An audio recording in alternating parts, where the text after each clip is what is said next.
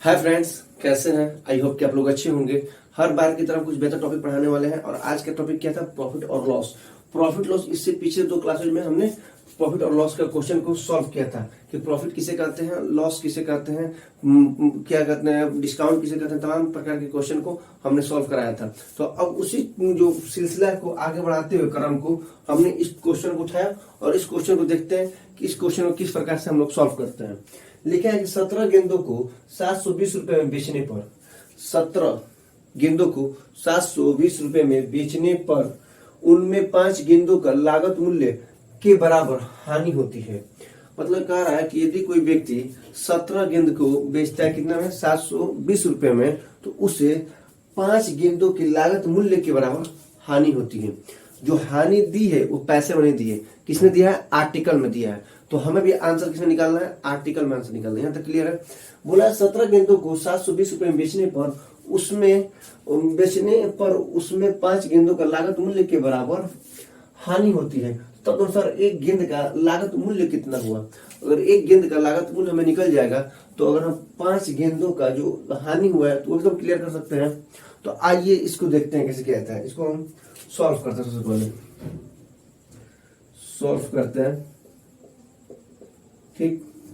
अब कह रहा है 17 गेंदों को बेचने पर, तो बेचना मतलब क्या होता है? एसपी। 17 का एसपी इक्वल टू, फिर यहाँ पे लिखेंगे 17 का सीपी। ये प्रोसेस देखिए, अगर यहाँ 17 एसपी है तो यहाँ पे 17 सीपी होगा। अगर यहाँ पर 80 होता है तो यहाँ पे 80 होता है, यहाँ 50 होता है तो यहाँ पे 50 होता है, यहाँ पर सीपी होता तो यहाँ पर एसपी होता है, यहाँ पर एसपी है तो यहाँ पर सीपी है। यहाँ तक क्लियर है? जितना ये प्रोसेस होगा ये वही वहां पर आइटम होगा। अब देखिए उनमें 5 गेंदों का लागत मूल्य के बराबर हानि होती है। किस पर हानि होती है? लागत मूल्य पर। लागत मूल्य इसमें है ना हानि। और क्या होता? लाभ होता तो यहाँ पर हम प्लस लगाते हैं, हानि हुई तो माइनस लगाएंगे। कितना हुआ है? 5 सीपी। यहाँ तक क्लियर है? यहाँ तक किसी को दिक्कत आई होप हुआ नहीं होगा। अब देखिए करते हैं 17 एसपी बराबर 17 सीपी 5 सीपी।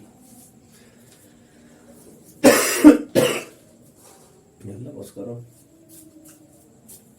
देखिए 17 सीपी और यहाँ 17 CP, 17 SP 17 CP minus 5 CP. अगर इसको सॉल्व करेंगे कितना होगा? 12 सीपी। यहां तक किसी को डाउट या दिक्कत हुई हो तो आप लोग बताइए हमें कि 17 सीपी यहाँ पर हो जाएगा 17 एसपी 12 सीपी। अब बोला है कि 17 गेंदों को बेचने पर कितना बेचा गया है? 720 रुपए में बेचने पर। तो ये 17 को कितना बेच दिया गया है? 720 रुपए में बेचा गया है। यहाँ तक क्लियर? अब ये 17 एसपी का मान है यहाँ पर, और 17 एसपी का वैल्यू क्या कितना दिया है? 12 सीपी। 12 सीपी, इसका वैल्यू 720 रुपया, और इसका जो मान है यहाँ पर इंक्लूड कर दिया, ठीक। तो अब होगा 12 सीपी का वैल्यू कितना होगा? 720 रुपया। तो बताइए कि एक सीपी, एक वस्तु का क्रय मूल्य का मान कितना होगा? तो 720 अपान 12। यहाँ तक क्लियर है? 12 5 60 बचे 72। तो 1 सीपी इक्वल टू 60 रुपया। एक सीपी का मूल्य कितना होगा? 60 रुपया। बोला क्या कि तद अनुसार एक गेंद का लागत मूल्य बताइए। तो एक गेंद का लागत मूल्य कितना है? 60 रुपया। तो अगर ये जो यहाँ तो क्लियर हो गया आंसर। अगर एग्जाम में पूछता कि ये बताइए कि जो हानि हुआ है 5 गेंदों का क्रय मूल्य पर हानि हुआ है, वो 5 गेंदों का दाम बताइए, तब क्या करते हैं? एक गेंद का मूल्य कितना है? 60 रुपया। तो 5 गेंदों का मूल्य कितना होता? 5 सीपी इक्वल टू, तो एक से जब 5 किए तो इसमें क्या किया? 5 से मल्टीपल किए। तो इधर भी सेम प्रोसेस हो जाएगा, यहाँ पर भी 5 से मल्टीपल करेंगे तो 6 5 30, 300 रुपए। 300 रुपए क्या होगा? हानि होगा। रुपए में अगर हानि पूछा होता तो 300 रुपया होता। यहाँ क्या दिया है? 5 गेंदों का दिया, 5 गेंदों का लागत मूल्य के बराबर हानि हुआ है, और यहाँ पर रुपये देता तो कितना होता? 300 रुपया। लेकिन इतना तो देखना नहीं, बोला कि एक सीपी का वैल्यू कितना है, एक गेंद का क्रय मूल्य कितना है? 60 रुपया है। तो आंसर देखिए कहीं 60 दिख रहा है, यहाँ पर 60 है। तो आंसर नंबर सी कितना होगा? 60 रुपया। अब ये सवाल देखते हैं। अब ये सवाल जो है हमारे एग्जाम के पॉइंट से देखा जाए, ये भी क्वेश्चन बहुत इंपॉर्टेंट है। इससे जो पहले वाला क्वेश्चन था वो भी इंपॉर्टेंट है और ये भी इंपॉर्टेंट है, क्योंकि वो एक दूसरे से मिलता हुआ है, लेकिन वो थोड़ा सिंपल था और ये थोड़ा सा डिफिकल्ट क्वेश्चन। आइए देखते हैं, लेकिन हमें कोई दिक्कत था नहीं, हम क्वेश्चन को सॉल्व करते हैं। क्वेश्चन कहा क्या रहा, देखिए पहली बार, एक व्यक्ति कुछ कंचे 1 रुपए में 20 के भाव से तथा उतना कंचे 1 रुपए में 30 के भाव से खरीदता है। एक व्यक्ति है जिसने 1 रुपए में 20 कंचे खरीदता है और उतना ही 1 रुपए में 30 कंचे और खरीदता है। ठीक, अब क्या कर रहा, तथा उन्हें 1 रुपए में 25 के भाव से बेच देता है। 1 रुपए में 30 के भाव से खरीदता है और 1 रुपए में 20 के भाव से खरीदता है, और दोनों को मिलाकर वो क्या करता है, 1 रुपए में 25 के भाव से बेच देता है। तो सौदे में उसका लाभ या हानि होगा। तो बताइए इस सौदा में उसे लाभ होगा कि हानि होगा। तो ना हमें आइडिया है ना आपको आइडिया है, तो आइडिया लाने के लिए हमको और आपको मिलकर इस क्वेश्चन को सॉल्व करना पड़ेगा। तो आइए इस क्वेश्चन को सॉल्व करते हैं। कहा क्या रहा है, एक व्यक्ति है जो गया बाजार में और एक कंचा खरीद कर लाया। खरीदा सीपी, हमने कोई सामान खरीदा और क्या होगा, वो सीपी होगा। तो सीपी कितना है, रुपीज लगाते हैं यहाँ पर, रुपीज, यहाँ पर आर्टिकल, ठीक है, यहाँ पर रुपीज, यहाँ पर आर्टिकल। 1 रुपए में 20 खरीदता है, 1 रुपए में 20 ठो खरीदता है। दिमाग लगाइए, 1 रुपए में कितना खरीदता है, 20 खरीदता है, यहाँ तक क्लियर है। फिर दोबारा मार्केट में गया तो खरीदता है, तो अब CP2 दोबारा जब गया है तो CP2 लग गया। अगर उतना ही कंचा 1 रुपए में 30 के भाव से खरीदता है, 1 रुपए में 30 के भाव से खरीदता है, 1 रुपए में 20 के भाव से खरीदा, 1 रुपए में 30 के भाव से खरीदा।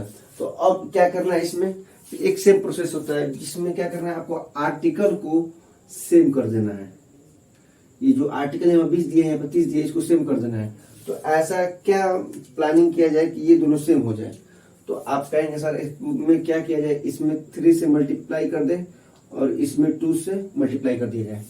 ठीक, अब इसमें 2 से मल्टीप्लाई करेंगे कितना होगा, 3 1 जा 3, 3 में 20 से अगर मल्टीप्लाई किया जाएगा तो कितना हो जाएगा आपका 60। ये लाइनिंग डाल दे, थोड़ा समझ में, ये अलग वो अलग है इसका। अब इसको इसमें मल्टीप्लाई किया जाए, 2 में 1 से मल्टीप्लाई किया जाएगा, कितना होगा, 2 1 जा 2, फिर 2 में 30 से अगर मल्टीप्लाई किया जाए कितना हो जाएगा 30। ठीक, अब क्या हुआ, यहां तक किसी को दिक्कत, क्योंकि इजी वाली बताया कि एक ब्रैकेट था, ब्रैकेट में अगर इसको 1 से मल्टीप्लाई करेंगे, 3 में 1 से मल्टीप्लाई करेंगे तो 3 होगा, और 3 में 20 से मल्टीप्लाई करेंगे तो कितना होगा, 60 होगा। फिर ये था, इसमें 2 से 1 में मल्टीप्लाई करेंगे तो 2 होगा, 2 में 30 से मल्टीप्लाई करेंगे कितना होगा, 60 होगा। ठीक, अब ओवरऑल कितना का टोटल खरीदा और टोटल कितना आर्टिकल उसके पास है। ठीक, टोटल CP कितना हुआ उसको अब लगाते हैं यहाँ पर, टोटल CP कितना था उसका। अब बताएंगे कि टोटल उसने पैसा कितना खर्चा किया था, 5 रुपए। कितना में खरीदा, 5 रुपए में, क्योंकि उसी ने खरीदा। यहाँ पर कितना था, 3 रुपए में खरीदा था, कितना 60, और बोला ना उतना ही 20 3 रुपए में कितना खरीदा है, 60, 2 रुपए में कितना खरीदा है, 60। तो अब हुआ 5 रुपए में टोटल कितना खरीद लिया इसने, 120 पीस। समझ में आया, 5 रुपए में टोटल कितना खरीदा, 120। अब इसको क्या करना है, यहाँ तक तो क्लियर हो गया। CP अब कह रहा है वह दोनों प्रकार के कंचे को मिला देता है, उसने दोनों प्रकार के कंचे को मिला देता है तथा उन्हें 1 रुपए के भाव से बेचता है। अब क्या करता है, जो बेचता है मतलब SP, सेलिंग प्राइस, 1 रुपए में बेचता है। कितना बेचता है, 1 रुपए में, 1 रुपए में 25 के भाव से बेचता है। ठीक, अब इसको ब्रैकेट में बना देते हैं, ये ब्रैकेट में। अब क्या करना है, इसमें आर्टिकल्स को सेव करना है। भैया पहले बताया था कि इसमें आर्टिकल था, इसको आर्टिकल को सेव कर दिया, जो CP था उनका आर्टिकल करके एक मेन CP मिला दिया, कितना हुआ, 120। अब कह रहा है जो SP है और यहाँ पर 5 दिखा रहा है, यहाँ पर 1 दिखा रहा है, यहाँ पर 120 दिखा रहा है, यहाँ पर कितना दिखा रहा है, 25 दिखा रहा है। तो हमको इससे कोई मतलब ही नहीं है, हमें क्या करना है, आर्टिकल को सेम करना है। तो आर्टिकल को अगर सेम करेंगे तो हम इसको इसमें क्या करेंगे और इसमें किससे मल्टीपल करेंगे। अगर इसमें हम 5 से मल्टीपल करते हैं और इसमें 24 से करते हैं, अब देखिए परिणाम क्या होता है। जब इसमें इससे मल्टीपल होगा तो कितना होगा, 5 में अगर 5 से मल्टीपल होगा तो कितना होगा, 25। इसको यहाँ पर एक लाइन डाल दे कि समझ में आए कि ये अलग है, ये अलग है, ठीक। ये 25 और 12 5 60, 600 था, 620। ये क्या है हमारा सीपी। अब देखते हैं एसपी। एसपी कितना है, 24 में 1 से गुणा करेंगे कितना होगा, 24।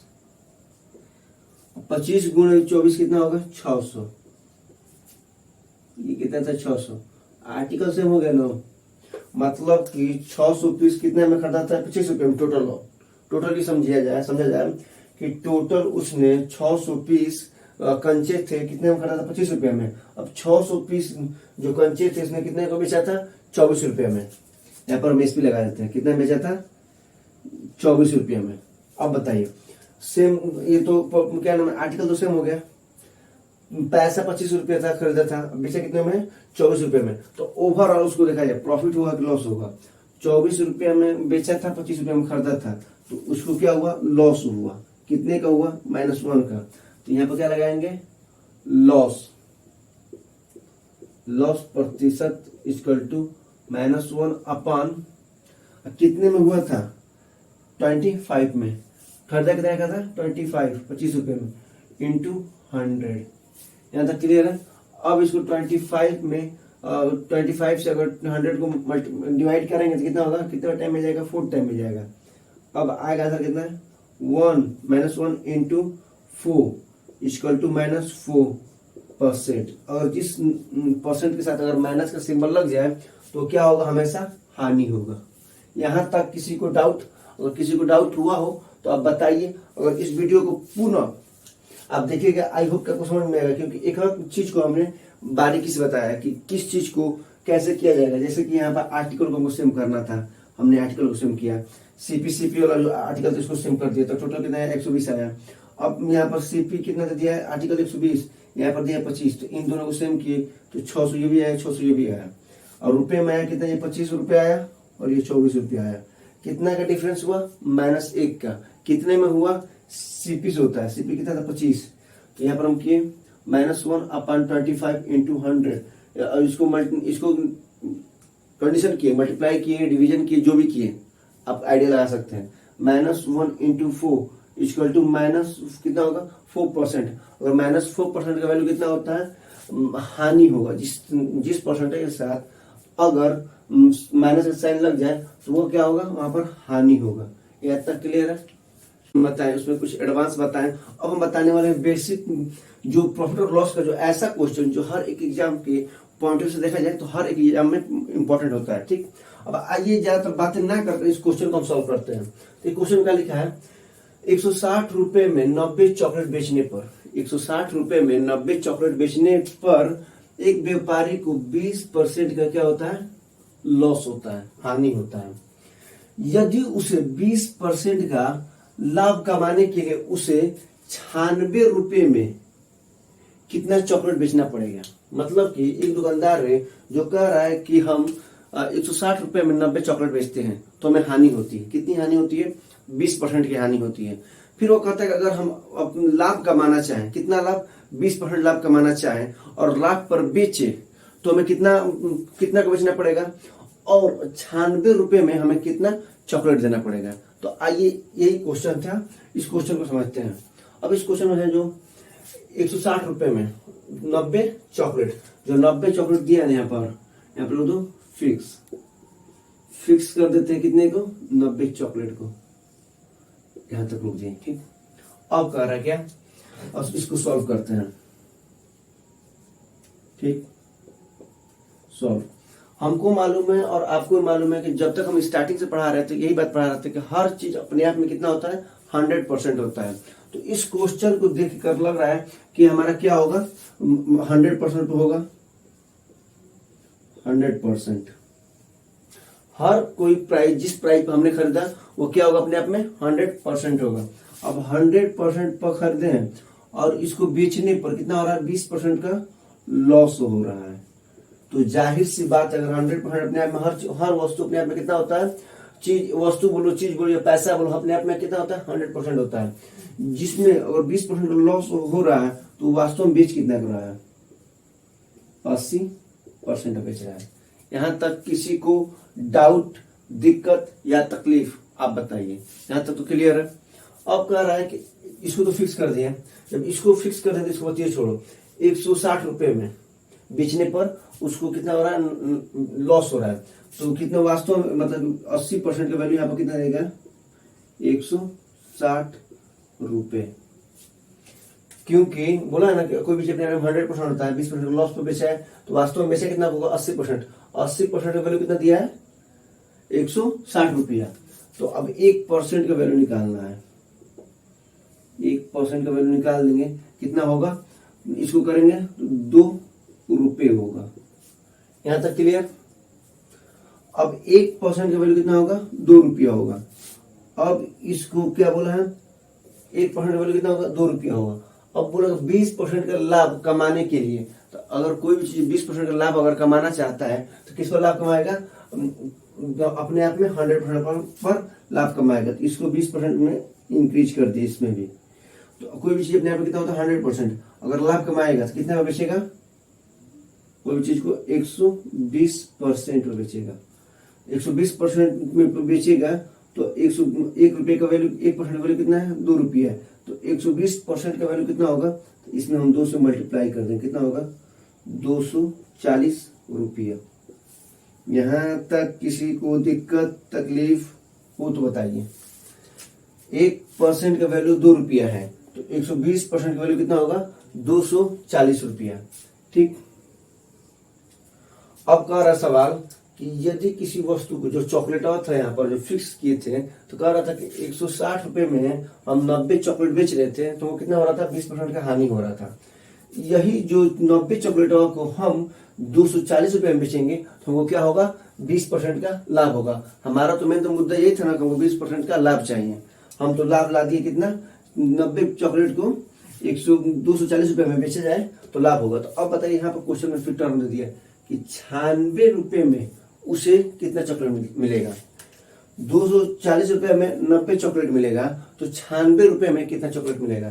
तो अब इसको क्या करना है, 240 बराबर 90 चॉकलेट, 240 रुपए बराबर 90 चॉकलेट या 90 पीस, 90 पीस। 240 रुपए बराबर कितना होगा, 90 पीस चॉकलेट। तो अब इसको 0 से हम 0 कट करेंगे, ये भी 3 से कटेगा, ये भी 3 से कटेगा। अगर हम इसको 3 से करेंगे तो 8 आएगा, 8 रुपए। और ये इसको 3 से कट करेंगे तो 3 पीस आएगा, पीस। ठीक। मतलब 8 रुपए में कितना पीस मिलेगा चॉकलेट, 3 पीस मिलेगा। तो 96 रुपए में, सवाल यही कर रहा है ना, 96 रुपए में कितना हमको चॉकलेट मिलेगा, 96 रुपए में। तो 8 से 96 पे जब जाना है तो कितना गुना करना पड़ा हमें, 12 गुना। तो फिर इसको भी 3 रुपए को हम क्या करेंगे, 3 पीसा को 12 गुना कर देंगे, कितना हो जाएगा, 36। कितना पीस, 36 पीस, 36 पीस। थोड़ा इंग्लिश में हंस सकते हैं और हंस सकते हैं आप। देखिए 8 रुपए में 3 पीस, तो 96 रुपए में 36 पीस। आंसर देखिए 45, 54, 28। आ कितना रहा, ऑप्शन बी, कितना, 36 पीस। 96 रुपए में कितना मिलेगा उसको, 36 पीस। ठीक। अगर इस वीडियो को देखिए, अगर समझने में दिक्कत हुआ हो तो आप इस वीडियो को पुनः देखिएगा, आई होप कि आपको समझ में आएगा। देखते हैं इस सवाल में क्या कर रहा है कि अगर 6000 से लेकर 7000 तक की घड़ी जो है, कीमत की घड़ी खरीदी गई। किसी घड़ी का दाम कितना है, 6000 से लेकर 7000 तक। ठीक। किसी घड़ी का दाम कितना है, 6000 से लेकर 7000 तक की घड़ी है। ठीक।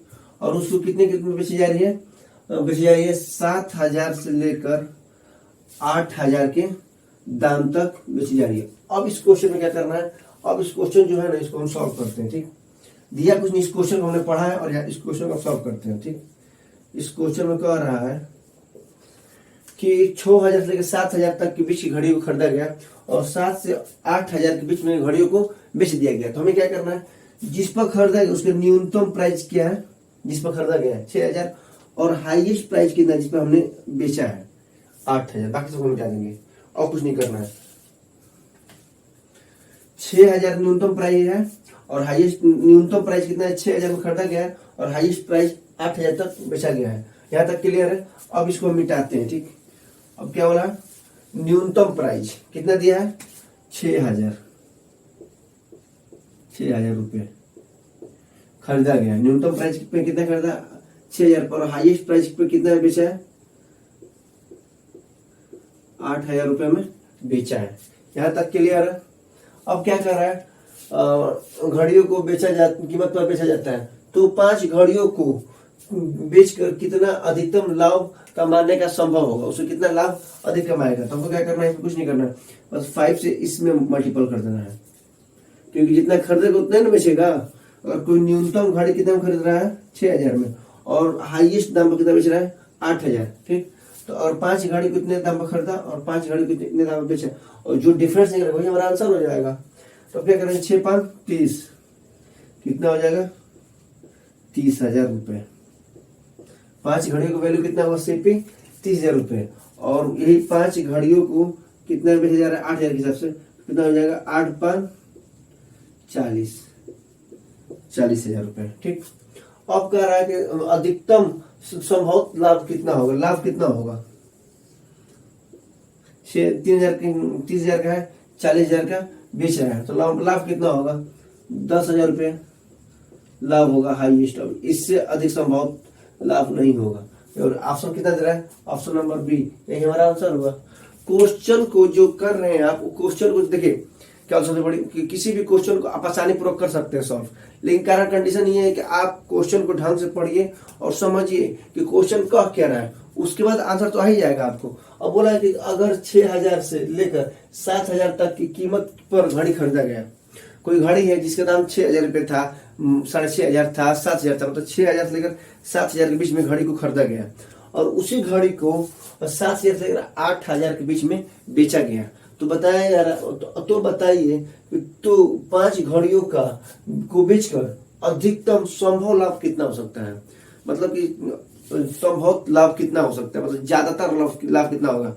तो हमने मान लिया कि जो घड़ी खरीदा था तो हमने 6000 में खरीदा था न्यूनतम वैल्यू पर, और बेचा कितना हाईएस्ट वैल्यू पर, बस यही ना होगा। संभव लाभ कितना होगा, नॉर्मल में खरीदा था और हाईएस्ट में बेच रहे हैं, तो 6000 में खरीदा था और 8000 बेच रहे हैं, तो यही प्रोसेस हुआ। कितना वैल्यू आ रहा है 10,000। ऑप्शन